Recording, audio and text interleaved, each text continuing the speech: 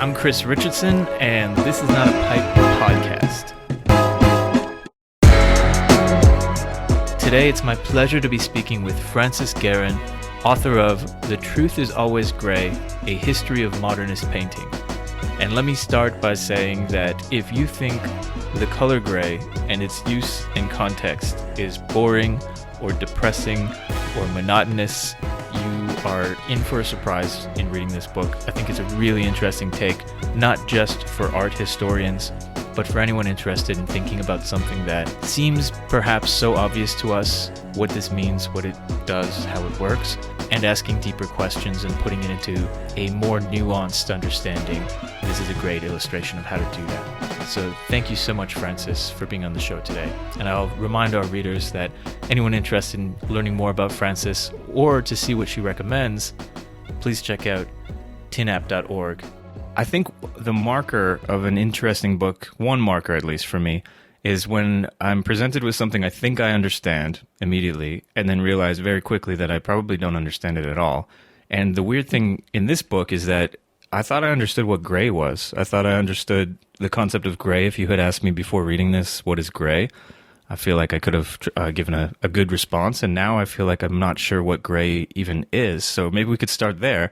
Can you say, what is gray, but also how are you using it? How are you thinking about it in this book? It's such an interesting question, isn't it? Because the way that it's spelt even, is it G-R-E-Y? Is it G-R-A-Y? How do you even write grey? And what is it? Is this big question mark? And I think that question mark really sits over the colour grey. And, when I remember going through an exhibition at Tate Modern with a friend, and he was saying, when I was writing this book, and he was saying to the exact same thing to me, he's like, this is all really confusing. I don't understand what grey is.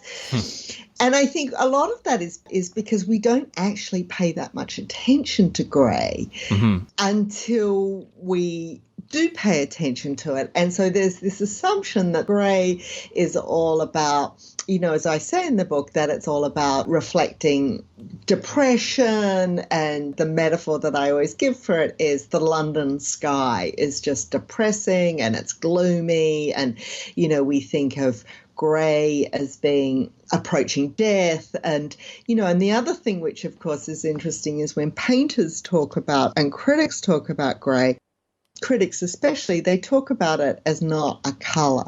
It's very, they'll say it's colourless or it's a non-colour or, that it's somehow the same as black and white. The word that we hear, that we get about grey, the information that we're told about it all the time, we're bombarded with, is that it really is not in the slightest bit interesting, and that it is just something that we have to wade through in order to get to the colour. And the moment of awakening for me was an exhibition by Giacometti, a Giacometti retrospective at the Centre Pompidou in 2008-2009. The whole exhibition was filled with portrait paintings as well as the sculptures. Of course, he's so well known for the sculptures, but there were all of these portraits, and every single one of them again and again and again and again was grey. But they weren't just grey, a single colour grey.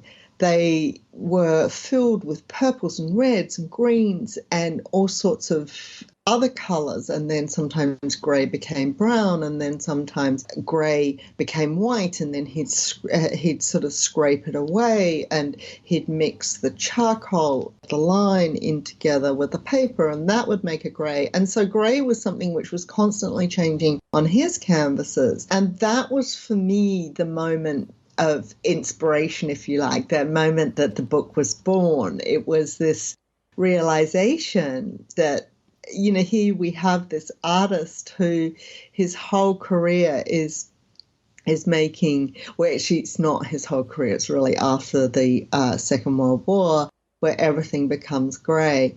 Yet grey is so incredibly vibrant. And when I researched people's writing on the painting of someone like Giacometti, it was always the same refrain, here we have, he turns to grey because he became depressed. And so it's always this reason that's given as, oh, the artist was depressed. And of course, that's not, it's just such an unsatisfying way of explaining his choice of color palette, especially when it changes so much. And I found this again and again. And, the most obvious or the most resonant moment of this kind of argument is with Rothko. And the final paintings that Rothko did were the grey and black works, and the critics say, that was because he was depressed. And, it's just, he may have been depressed and that may have influenced, but to me, it's not enough to explain the extraordinary range of the colour grey for these very prominent artists. So that was where it all came about. And anything I have to say about grey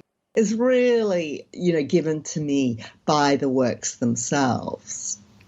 Well, and that brings me to the next question then, is once you started to think about this, about grey and its use, how did you go about finding examples? Because, as you say, the Rothko examples are pretty popular, or, if you think about art and this kind of grayscaling, Rothko might stand out. Obviously, a few of the others, Gerhard Richter, like you mentioned in the book. But in general, I can't imagine that there's a lot of material out there categorized by grey. So then how did you go about looking for examples? No, it's interesting. But there was, so for example, in 1974, Dominique de Menil had staged an exhibition called Grey is the Colour. And she was very interested in grey. And I don't know if you've been to the museum there in Houston, but of course the carpet is grey and all of the houses in the neighborhood are grey. And there's this overwhelming theme of grey in the museum. So she was really interested in 1974. So there was that exhibition. There was also an exhibition in the 1980s here in France, much more focused on the 18th century and earlier, because grey, of course, was used often in the Renaissance. Students would learn painting through using grey in the Renaissance. So that sort of had a presence. And then there was also an exhibition of Richter's work in a small place in Germany that had done a very small exhibition of his grey work in the 1970s. So it did exist a little bit. But for me, it was really just about going around and looking and finding. And what I discovered the more I looked was that the post-war American painters often had this period in which they turned solely to grey. And I'm thinking here of Cy Twombly, who has an important presence in the book, and Richter, of course, whose work I had written about before, and I was very familiar with the different ways in which he uses grey throughout his career. And of course, another use of grey that's continually changing. That was really how I did it, just looking at work and finding examples of it and, seeing it in certain periods. And then, of course, what happened was I realized that, because the book looks backwards as well. And I realized that in the Renaissance and early Renaissance especially, there were all of these instances of grey that had never really been explored in their relationship to the use of grey. So that, for example, the most famous example is Giotto, in the Arena Chapel in Padua, in which he uses the grey around the bottom of the his very famous cycle, which is what is always the focus of art historical work. But around the bottom, there are these 7 vices and virtues, and it's like, well, hang on a minute, that's so interesting. They're in grey, and so it was often, work that was known, but that was not the focus of art historical research on a particular artist's work. But it was very much about, going and looking at a lot of art and discovering where the grey was. In the book, you mentioned really vividly that, is it a chapel where these vices and virtues are? Yes. Which made me curious. I mean, I assume you were there at some point looking at it. Is that right? It's such an interesting experience because, like a lot of these Renaissance treasures, although that's kind of very early Renaissance, almost medieval, it's very difficult to get extended time with these works because, Italy has become quite aware, quite opportunistic around its treasures. So you get 15 minutes in the Arena Chapel with that particular cycle, and you get 15 minutes and then you get shunted out. And so I convinced them to let me stay in there for like 4 cycles.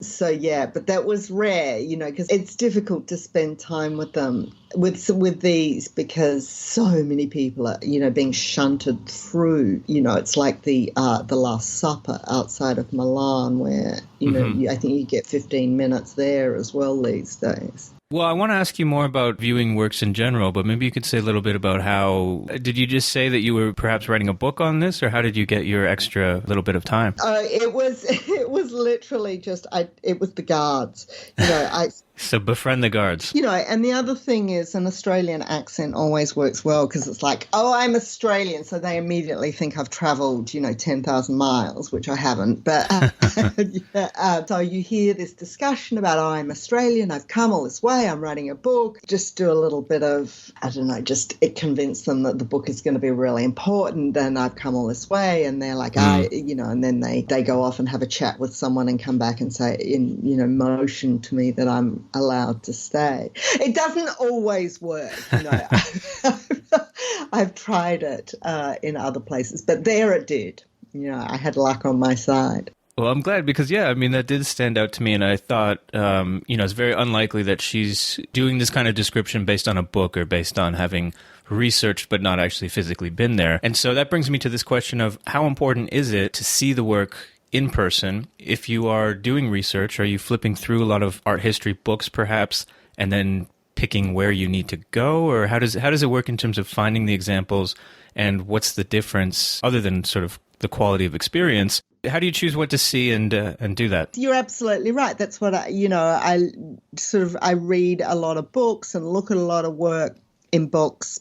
But just to go back to the first part of your question, how important it is that it is absolutely vital. Because, of course, in person, I get to see the movement of the paint and the length of the brush strokes and to actually see the artist interacting with the canvas. And especially when it's grey, often these works do not reproduce well. It's vitally important, I think, and also size and dimension and all of the discussion on Agnes Martin's work, for example, in the book is illustrative of this in that in front of Martin's work, the paintings change depending on where one stands in relationship to them. And this, of course, is also very common. Or in the discussion of the Richter's cage paintings in the Tate Modern and how they need to be seen as a community as opposed to, well, not as opposed to, in addition to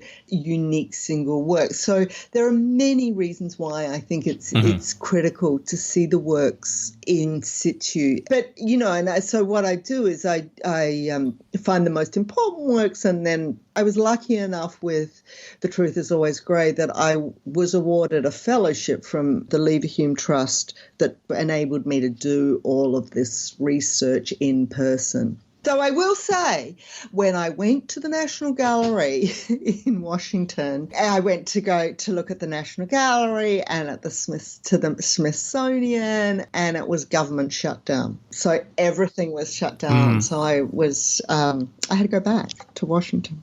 That's too bad. Well, then, for people who aren't perhaps as lucky or have as much time and resources, how do you recommend choosing? Let's say somebody's doing work, maybe it's only for an article, for example, and there's a plethora of things that they could see. Do you have a way of establishing what do I need to see, and then what do I see if I can afford it or if I have enough time, but it's not essential? Is there a way of distinguishing that? I mean, I think the thing with writing about painting and other artworks that need to be seen in their original form is to write about the work that is in one's world. You know, I'm very lucky. I live in the middle of Europe, so I have access. It's not so much about time, you know, because I think that, you know, when one lives in the middle of Europe, it's easy to, you know, have a weekend here and a weekend there. But, you know, so for example, if I lived in Chicago, I'd probably write about works that were in the Art Institute above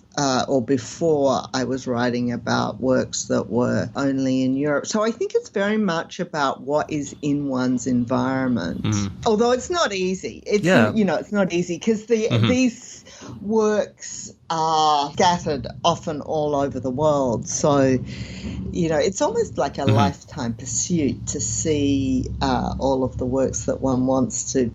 It's funny because this book in particular took me such a long time to read compared to its length, because I had my phone beside me and kept Googling images when you were talking about them because I wanted to see them. And despite, you know, however great detail it is that the writer puts in, there's something to be said about seeing the actual work. And, you know, some of it, even if I was sort of familiar with it, I still wanted to see it as I was reading about it. And so you have about a dozen, I think more than a dozen images in the book. I'm curious, though, how you chose them. If there was I mean, obviously they're important to your argument, but I mean, you could have filled this book. It probably would have been quite a lot more expensive. But I wanted to ask you about how you then chose what to include in the physical book. I would have loved to have 100 images, but the reality is that American post-war painters, each image costs $500. By the time I've bought the copyright, it's the copyright, the image itself, and sometimes there are two lots of owners. So it's a very, very expensive. And I did not know that going into the project. That's another determining factor, I think, for what one writes on as an art historian, especially working in an institution where, I mean, I think there are institutions that are able to support the reproduction of images in publications. But of course, you know, for most of us, that's not the case. So I, you know, found myself having to make the decision of, okay, 20 images. And I basically just chose what I felt was first of all, I chose one or two works by the most important artists that I talk about.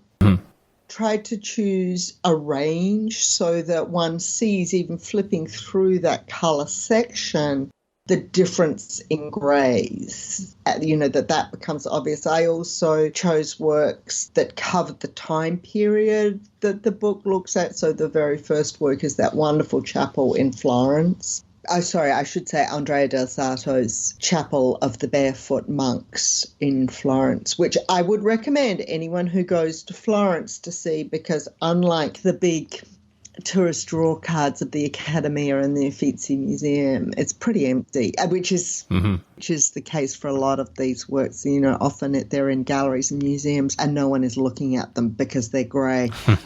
You know, it extends from that work all the way through to the cage painting, which I think is the most contemporary of all of them. So that was the logic of the choice of works to reproduce. And for anyone working on art history books or any books in which they want to use the artwork or hope to include it, do you have any general advice about doing that? Best practices or experiences that you found to be either beneficial or maybe to avoid? I mean, you know, to be honest, there are artists who I wouldn't write about again unless I had a big budget for image reproduction, because it costs so much to do it. Some of them work directly with a gallery and it's sheer joy with the gallery and together with the artist. So, for example, the Bryce Marden work was really I actually think one of them was even completely free, and working with those people was terrific. I mean, working with getting the artist rights for the others was, it takes time, but it's just so expensive that I think it's prohibitive. Whereas, for example, working with Richter's studio is sheer joy because they are very forthcoming. They only, each image is €50, and it just makes the whole process so much easier when the people who have the rights to the images are not asking for so much money. It's all about the money. I'm just thinking it's all about, what costs. But, in general, my only advice to people looking for image reproductions is it will take 3 to 4 months to get them. It's a very long, slow process. Mm-hmm. And the €50 cost, is that because it's an academic work, or is that a general cost? I don't know. That's a very good question. I don't know, but I think it's probably probably what he charges. The European prices, it's always very different from the Americans. I don't know why. And what I always find so strange is that artists like Jasper Johns and Robert Rauschenberg and these artists are not charging, I'm sure they're not getting all the money. It's like, I can't imagine. And so there's a kind of, they've worked out the artist rights have worked out how to make a profit from these images. But that's not a European practice in general. Yeah. Yeah, I mean, there's so much to say about that. The only thing I've noticed, though, is that a lot of the time, if you say that it's an academic press or something, that you're not making money off of this really, it's for educational purposes, there's often some kind of discount, at least in my experience. I mean, I don't make the money, but an academic book is still a commercial product. Mm-hmm. And I think, what's interesting is there are archives of more and more, I think, for example, the big museums in America, like the Met and the Guggenheim. The Guggenheim is a dream to work with, by the way. Isn't that interesting? They didn't charge.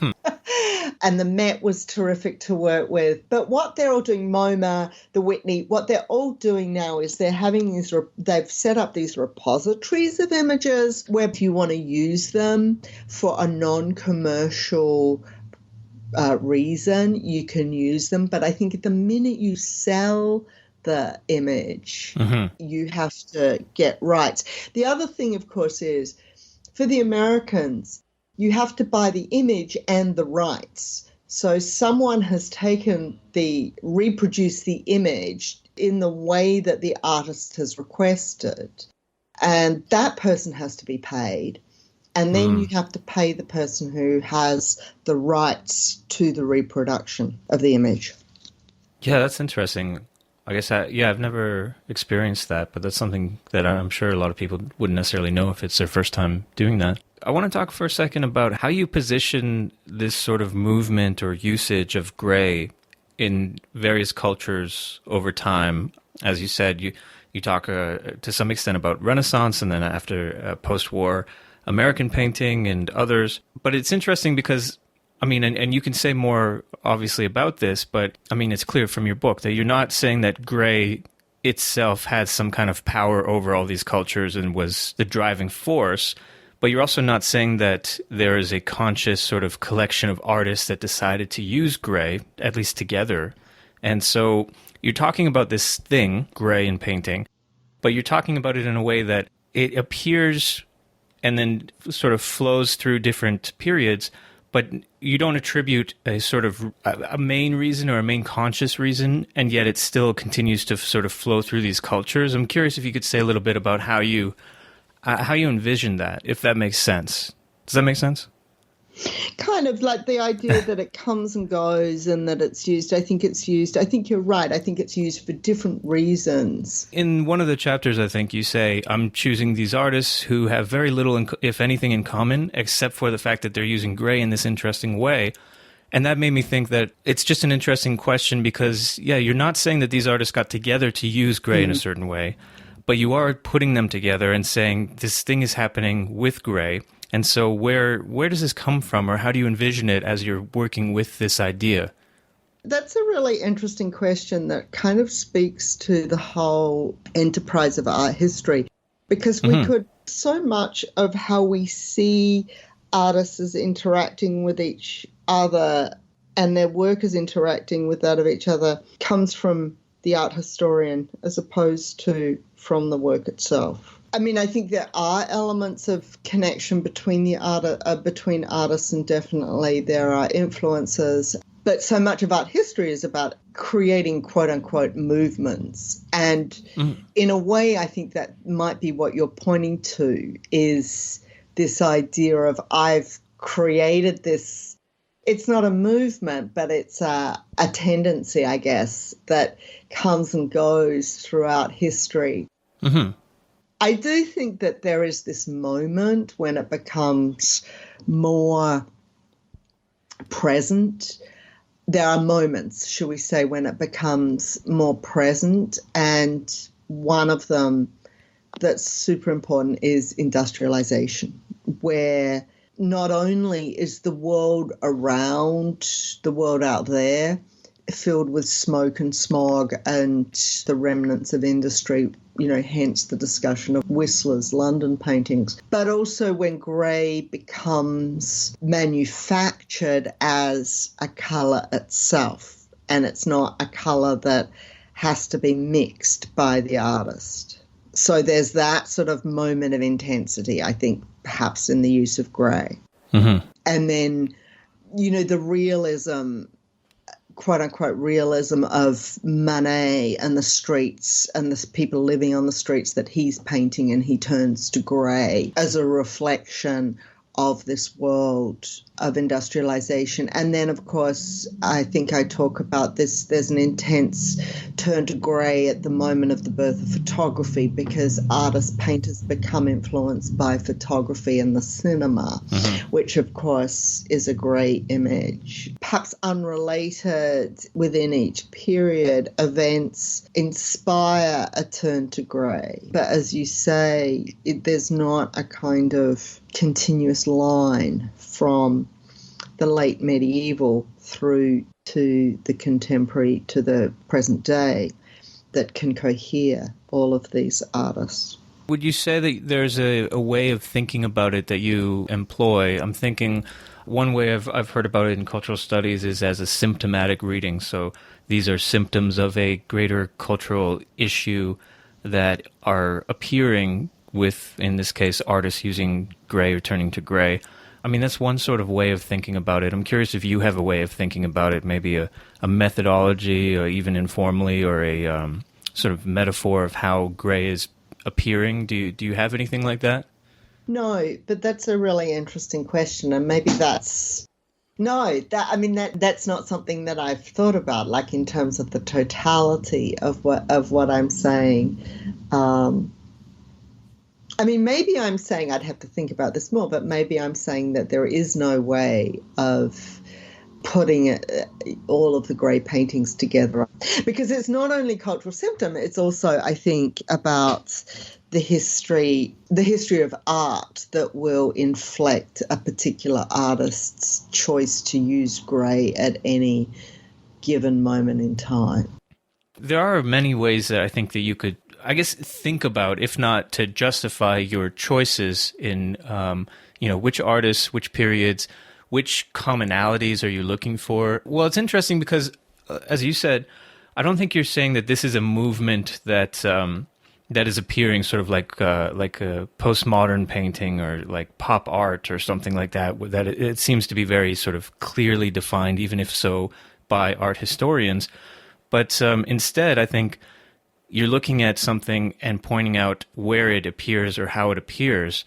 But in doing so, do you, even in retrospect, think that there's a way of handling that could be applied, I guess? Let's say somebody, I don't want to say color, maybe some other technique or something that if somebody were to do this except look for, I don't know, white painting, for example, or the use of something that appears in a similar way as gray, is there something that they could take from this work in terms of a method or an application, or even just the way that you collect examples that applies to more than just this particular subject? Look at the paintings. I just think so much art history doesn't look at the paintings. And that's, if one is wanting to write about white or write about abstraction, write about color, any color, or abstraction, or the response to photography, or it's about looking at the paintings, I think. And the other thing which I think, and this is something that I'm very interested in and continue to think about and will write about again, is this idea of, it makes me so happy when you say, I really thought that I knew everything about Gray until I read the book.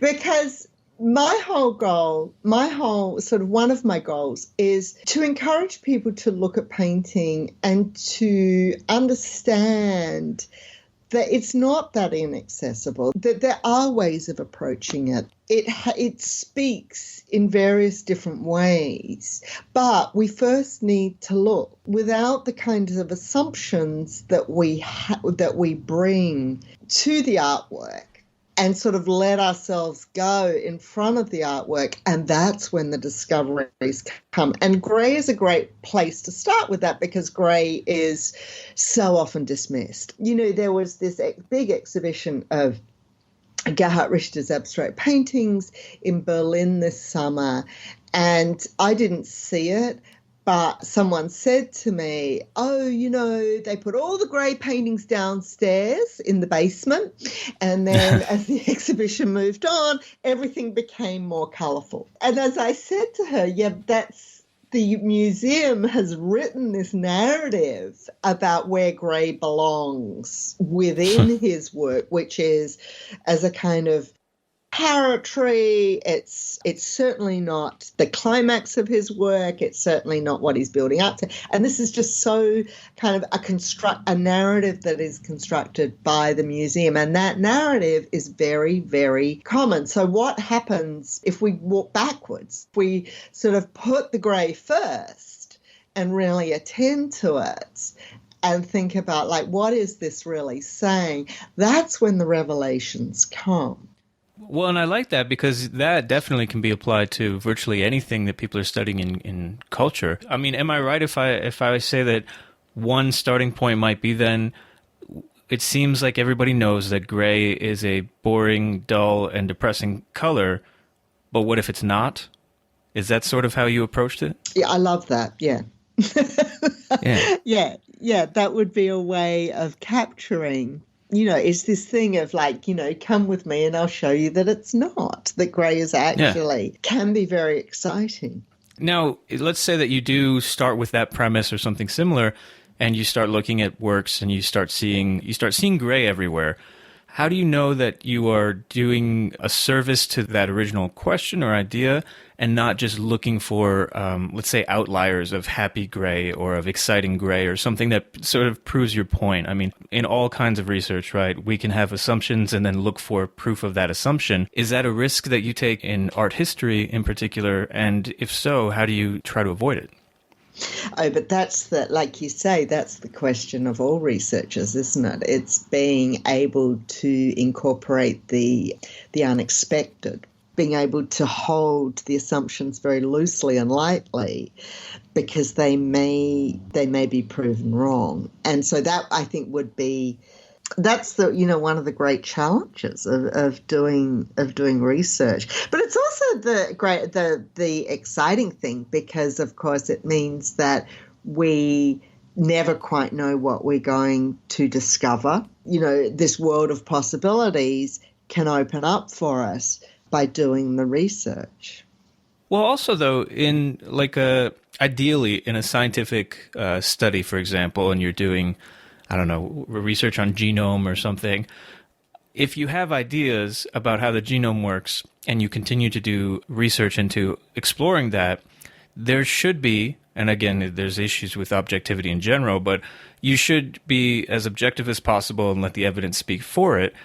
But is that the same in art history? Do you try to be objective and reveal the sort of natural laws almost of what's going on? Or is there room for your own personal interpretation, even if it goes against the grain and that kind of thing?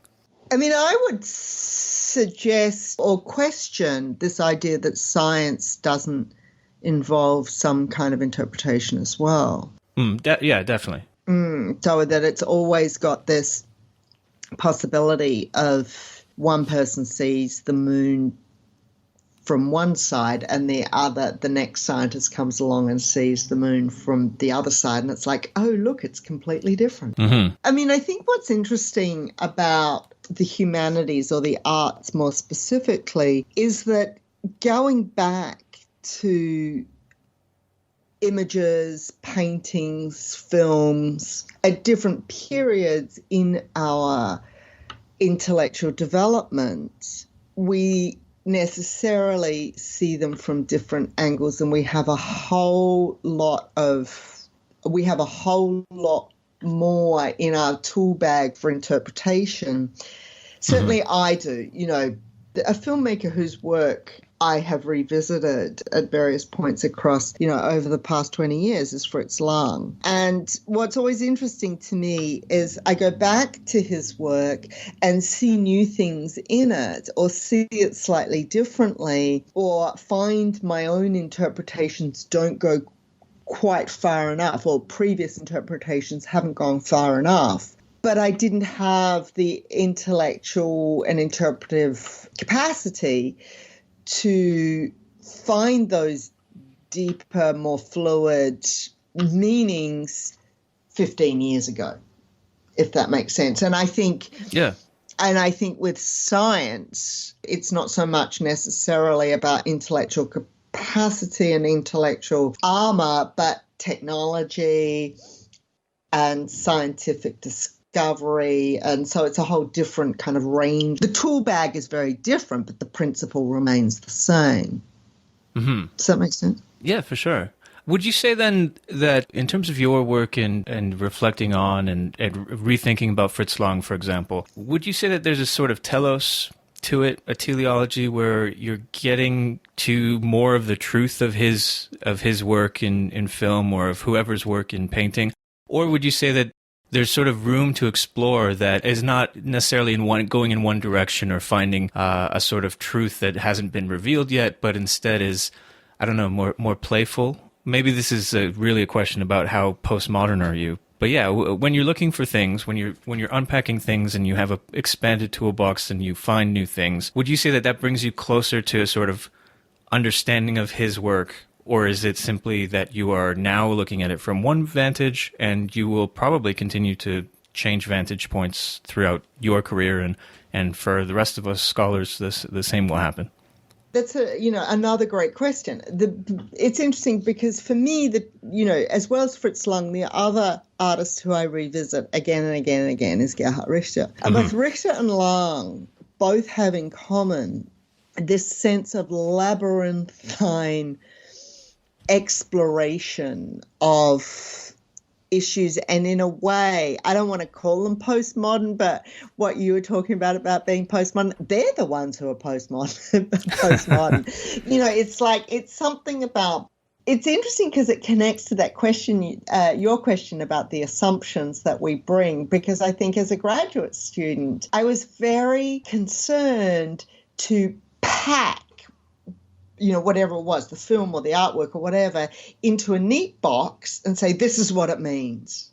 Mm-hmm. And I think as I've gone on, I've become much more flexible and open to the idea that I will never have that definitive meaning. And of course, with someone like Fritz Lang, or the work of Fritz Lang, or of Gerhard Richter, there is no end to the labyrinthine exploration, because their work is so full of contradictions, and they're doing things that they then undo. So it's about being able to hold that impossibility, which as a graduate student I was not mature enough to do.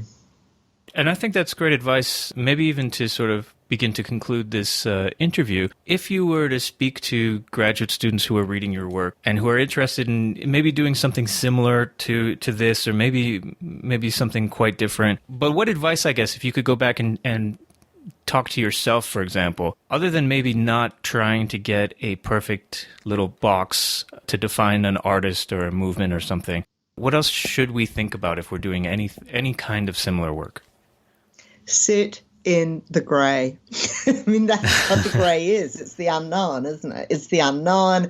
It's that place, as I talk about it in the book, it's the place of possibility. It's the place where assumptions are undone. It's the place where opposites coexist quite happily. It's that place where things just really can't be pinned down. And it's about having the courage to sit in that place, I guess, of not really knowing what's going on, but having the faith in the work that we're looking at, i.e. the painting or the films or whatever it is. You know, that there is sense in there somehow. Yeah, that's interesting because it does seem to come up again and again when I talk to people, when I read different material, this openness to the discomfort of ambiguity. What do you suggest, if anything, for people, especially maybe who aren't so mature in their career or anything, who feel really uncomfortable with ambiguity? Do you have any suggestion for dealing with that? Keep going. It's interesting that you say it comes up again, that other people have articulated this, because I think that as graduate students, as you know, when we're just starting out, I rarely see, I mean, I'm thinking of my own students here. I also rarely see, that's the place where they're most uncomfortable as well. But it just takes time, doesn't it? Ambiguity, to be able to sit in the middle of the ambiguity and work with it and be comfortable with it, that takes time. And, you know, and I think that these artists, I mean, that's one of the great things for me about working with the paintings that I did in The Truth is Always Grey, is that artists are really kind of like role models in how to do that, because they've all, you know, been through this process as well. Of course, show its development across their work and across their oeuvres, and how, you know, often they become more and more ambiguous and more kind of multifarious, I guess, in what they're doing as they become more mature as artists. Yeah, but I think an artist can do that because they're not expected to come up with a thesis statement for a dissertation. You know, I think in many cases they're being provocative. When now that I'm thinking about it, being comfortable with ambiguity seems antithetical, I guess, to the way that the education system is set up, where you need a strong thesis statement that you then prove, right? What about advice, I guess, to people who want to explore and want to push themselves into exploring ambiguity, but are also, let's say, being told that they need a strong sentence, thesis sentence for their dissertation or for their book or for their article? Do you have any thoughts on that? I mean, there's a difference, isn't there, between getting caught up in the ambiguity and being in control of the ambiguity.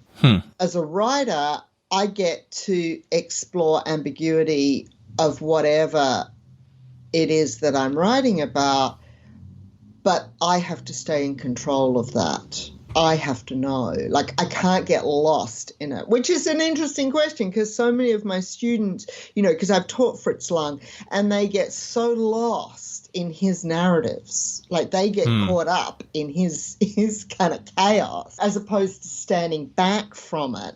So it's about being in control of the material and knowing exactly what it is that we want to say. That's a great way of putting it. Being able to explore ambiguity but not be lost or controlled by the ambiguity, I think, is such an interesting way of thinking about doing work like this. Can't think of a better way to sort of wrap up than to think about that and to propose that especially anyone, graduate students or the like, listening to this, maybe try to explore and push themselves to think about ambiguity but not get lost in it. I really appreciate that insight, Francis. Well, thank you, Chris, for leading me towards it, leading me into the grey. Yeah, well, I think that's definitely you who brought that up. I think The Truth is Always Grey is a really interesting way of exploring not just modernist painting and art history, which of course it does really well, but also these more general questions of how to do cultural studies and think about culture and ambiguous ways and yet not get sucked into the ambiguity. So yeah, thank you again. Thank you very much.